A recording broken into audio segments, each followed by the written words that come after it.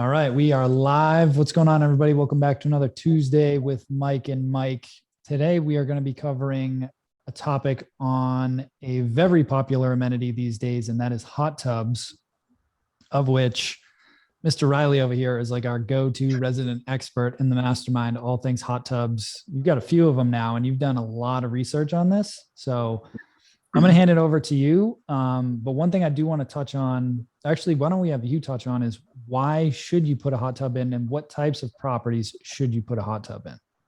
Yeah, for sure. Let's start with that. So obviously you can run a short-term rental business in different areas. You can have, and I have a mix. I have some that are in, suburban type areas. I have some that are in cities, but most of mine are in vacation markets.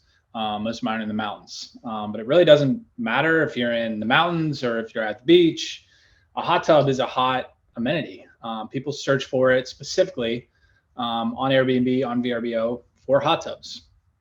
And you can make, in my case, I have a property that has a hot tub that's in the mountains, and there's comps that are around it that don't have hot tubs. And yes, I do it a little bit better than our comps, with the furnishing and stuff like that, but we're making an extra $15,000 just on having the hot tub.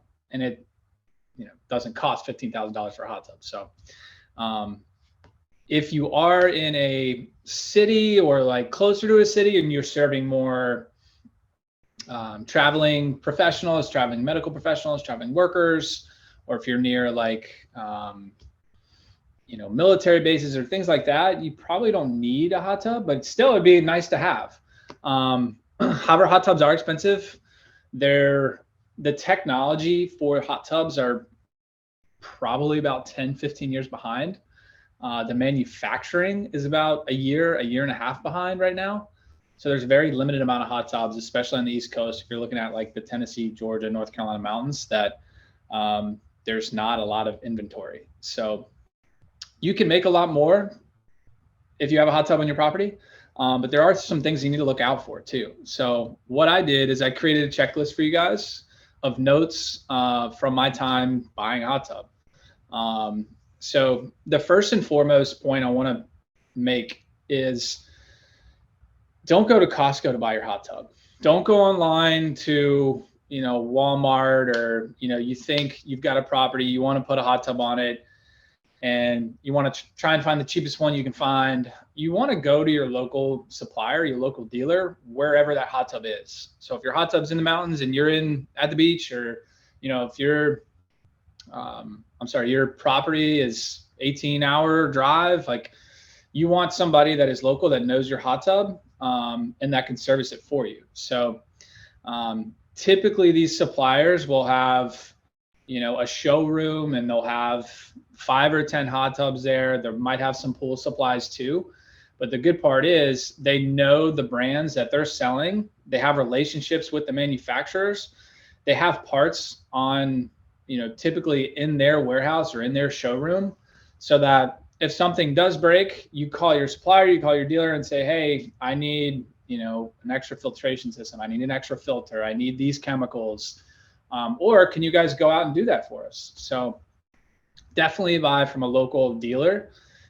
Let's say it costs you an extra 10, 15%. It's definitely worth it in the long run. Also, some other things to think about. You got to make sure that your property can hold a hot tub. Hot tubs are heavy. They can be 2,000, 3,000, 4,000 pounds. So wherever you're putting your hot tub, make sure you either have a structural engineer come out and look at where you're putting it, or make sure whoever you're buying it from or whoever owns the property knows that structure, whether it's a deck or cement or whatever, that can cost a lot of money too. And then also the liability of having a hot tub on your property that could potentially fall in. You don't want that to happen. So that's kind of step number 1 and 2. Step number 1, contact the dealer or supplier. Step number 2, determine the location of that hot tub and make sure it's safe. Number 3, I would say, and this is what I did, I went to a website called hottubuniversity.com to do some research on some brands. There are some good brands, there are some not so good brands. So you'll want to know, and typically your supplier or dealer that's local will have like 2 or 3 brands. So, if there's 3 suppliers that are in your area, but there's like 10 different brands, you're going to want to go with the supplier that has the good brands, that has the better brands, so that they last a little bit longer.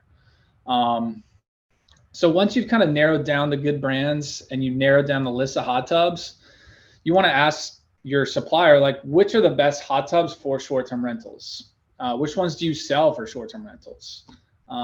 That's kind of the first question to ask. And then the second question is, what type of chemicals do you need? Can you come out and service them? Can you do the, monthly drain and refill kind of thing? Ask them what, chemical systems they use, because there's a lot of different ones. There's like the floating system that is in your hot tub that can kind of keep the chemicals at the right level and will notify you. There's some that have Wi-Fi in them that'll notify you if the chemical levels are off. So if your supplier uses that, that's kind of a good sign that they're more on the, cutting edge of hot tubs. And then lastly, once you've picked and you've purchased a hot tub, first you need to know what the delay time is. Usually it's like 4 to 6 weeks to get a hot tub in most areas, unless there's some in stock. And if there is some in stock, that means it's been passed by a lot of people. A lot of people have not bought that hot tub. So make sure it's a good hot tub for short-term rentals. But you want to make sure that they can deliver it and install it for you, and they have an electrician that can install it for you. One mistake I see a lot of people do is they'll get the plug and play, which is, a 3-prong electric wire that you plug into your hot tub and you plug into the wall. Those things take hours to heat up, and typically don't stay as hot, and it runs up your electric bill like crazy. So you'll want to talk to your supplier first and ask them, all right, what are the electrical requirements for this? And usually it's, a 240 volt or amperage system that you need to have an electrician come out and install for you. And then also, one mistake I did is I asked the supplier, I said, who needs to be on site during the install? And they said, our folks will come, they'll bring it, they'll deliver it, they'll put it in place, and they'll hook it up to your electric system, to your 240 plug. And the day that they got there, the guys who came and delivered it said, oh, you need an electrician to do this. We don't hook anything up. Like, no, it's not what we do.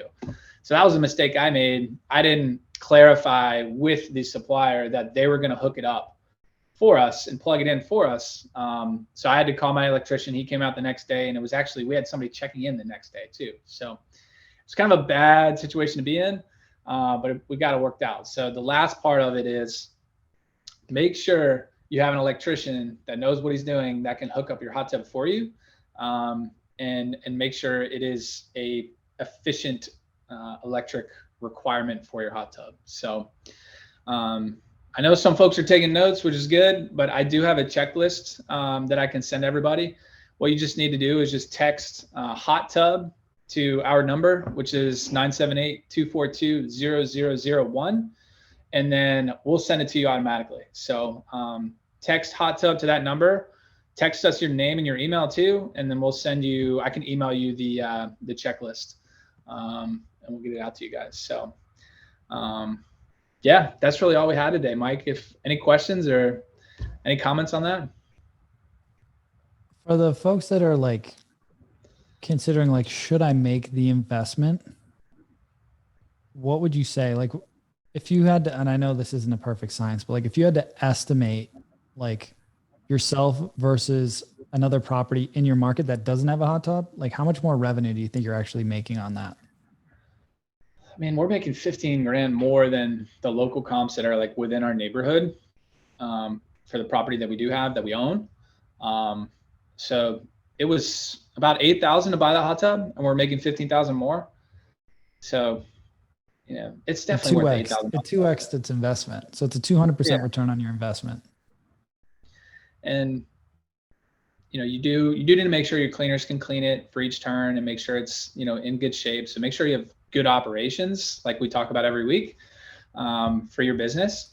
But I mean, it's hard to say, but you can go ahead and basically say you are going to get your money back in the first year you buy the hot tub. So at least, if not like us, 200% the investment. So I'd say, and maybe this is some research that we should do in different markets. It's hard to tell what percentage of properties have hot tubs. I'd probably say 15% have hot tubs, especially like in the beach markets, in the mountains. You can look that up too on like AirDNA and figure out what the top amenities are in your market. So I'd recommend doing that because, Mike's in the mountains in North Carolina.